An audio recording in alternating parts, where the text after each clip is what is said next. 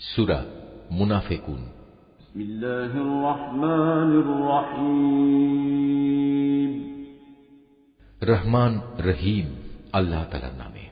যখন মুনাফিকরা তোমার কাছে আসে তখন তারা বলে, হে মুহাম্মদ, আমরা সাক্ষ্য দিচ্ছি তুমি নিশ্চয়ই আল্লাহর রাসূল।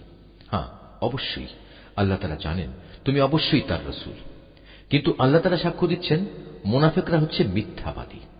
এরা তাদের এ শপথকে স্বার্থ উদ্ধারের একটা ঢাল বানিয়ে রেখেছে এবং তারা এভাবেই মানুষদের আল্লাহর পথ থেকে ফিরিয়ে রাখে। কত নিকৃষ্ট ধরনের কার্যকলাপ যা এরা করে যাচ্ছে।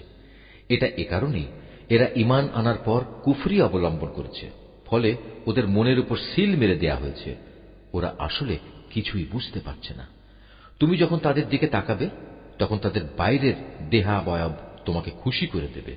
আবার যখন তারা তোমার সাথে কথা বলবে তখন তুমি আগ্রহ ভরে তাদের কথা শুনবেও। কিন্তু তারা ও তাদের সেই দেহের উদাহরণ হচ্ছে যেমন দেয়ালে ঠেকানো কতিপয় নিষ্প্রাণ কাঠের টুকরো। শুধু তাই নয়, তারা এত ভীত সন্ত্রস্ত থাকে যে প্রতিটি বড় আওয়াজকেই তারা মনে করে তাদের উপর বুঝি এটা বড় বিপদ। এরাই হচ্ছে তোমাদের আসল দুশমন। এদের থেকে তোমরা হুঁশিয়ার থেকো।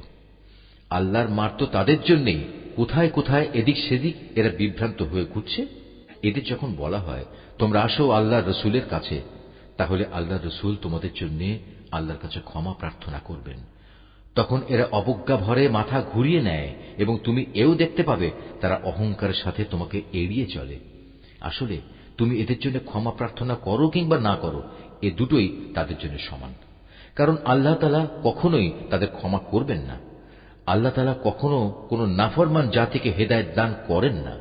এরা হচ্ছে সেসব লোক যারা আনসারদের বলে, রসুলের মুহাজির সাথীদের জন্য তোমরা কোন রকম অর্থ ব্যয় করো না, তাহলে আর্থিক সংকটের কারণে এরা রসুলের কাছ থেকে সরে পড়বে। অথচ এরা জানে না আসমান সমূহ ও জমিনের সমুদায় ধনভাণ্ডার তো আল্লাহ তাআলারই। কিন্তু মুনাফিকরা কিছুই বুঝতে পারে না। তারা বলে, আমরা মদিনায় ফিরে গেলে সেখানকার সবল দলটি মুসলমানদের দুর্বল দলটিকে সে শহর থেকে অবশ্যই বের করে দেবে। আসলে যাবতীয় শক্তি সম্মান তো আল্লাহ তাআলা, তার রসূল ও তার অনুসারী মুমিনদের জন্য। কিন্তু মুনাফিকরা এই কথাটা জানে না। হে ঈমানদার ব্যক্তিরা, তোমাদের ঐশ্বর্য ও সন্তানাদি যেন কখনো তোমাদের আল্লাহ স্মরণ থেকে উদাসীন না করে দেয়। কেননা যারা এ কাজ করবে তারা চরম ক্ষতিগ্রস্ত হবে। আমি তোমাদের যা কিছু অর্থ সম্পদ দিয়েছি তা থেকে তোমরা আল্লাহর পথে ব্যয় করো তোমাদের কারো মৃত্যু আসার আগেই। কেননা সামনে মৃত্যু এসে দাঁড়ালে সে বলবে, হে আমার মালিক, তুমি যদি আমাকে আরো কিছু কালের অবকাশ দিতে তাহলে আমি তোমার পথে দান করতাম এবং এভাবেই আমি তোমার নেক বান্দাদের দলে শামিল হয়ে যেতাম।